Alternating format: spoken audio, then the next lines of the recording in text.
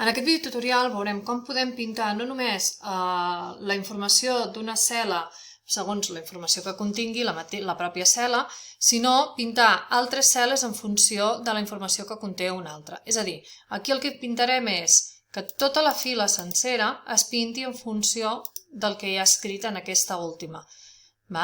Llavors, per fer això, la primera cosa que hem de vigilar és de seleccionar les cel·les que nosaltres volem pintar de veritat. Seleccionem les nostres cel·les. No podem seleccionar del títol perquè llavors la fórmula la farem a partir d'aquesta i si no ens quedaria tot bellugat un lloc en amunt. Vindríem a format condicional i afegir-hi, començaríem a afegir. En aquest cas, no volem fer que el valor de la cel·la sigui igual a groc, perquè el groc només hi diu aquest, llavors només se'n pintaria aquesta cel·la d'aquí. Llavors el que farem és treballar amb la fórmula. Podem posar-nos aquí i clicar on hi ha la informació, però tenim un problema, que el LibreOffice fixa tant el full com la columna com la fila.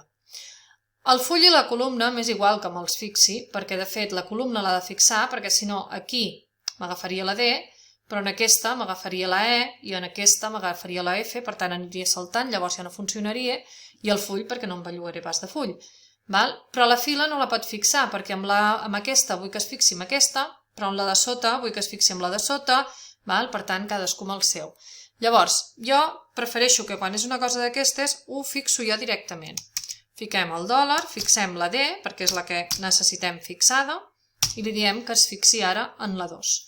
I què hi ha d'haver en aquesta cel·la? Doncs si en aquesta cel·la hi diu groc, per exemple, què ha de fer? Doncs ha de venir i aplicar-me aquest estil, que és l'estil groc, que ja el tenia jo creat. I afegeixo la fórmula, si a la cel·la amb la D fixada, a la D2, una altra vegada, perquè podria ser que a la D2 hi hagués qualsevol paraula, si a la D2 hi ha el verd, llavors m'apliques l'estil verd. I la tercera condició, si a la fórmula, si a la cel·la D2 hi ha el blau, vigileu d'escriure-ho bé, que si no, no ho agafarà, doncs apliqueu l'estil blau. I automàticament jo tinc les tres condicions, fa i d'acord, i se'm pinta. De forma cadascú amb el seu coloret, tot i que aquest blau m'ha quedat una mica gris, però bé.